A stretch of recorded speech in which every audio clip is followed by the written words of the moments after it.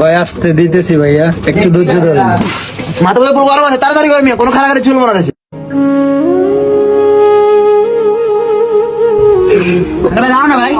কে আপনারা? তোমরা এত খারাপ ব্যবহার করতেছো কেন বাবা? তোমরা কি নিতে আসো? লাকি লাকি বাবা, তুমি এমন ডাকাতের মতো আচার ব্যবহার করতেছো কেন?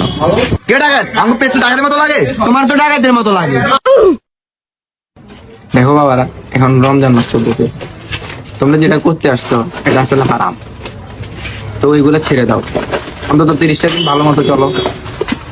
ঠিক আছে ভাই, আপনার বিষয়টা ভালো লাগছে। এই আসো। ঠিক আছে ভাই, আচ্ছা যাও তাইলে। আসসালামু আলাইকুম। ক্লোজ ভাই, দুইটা লাগিয়ে দিন তো।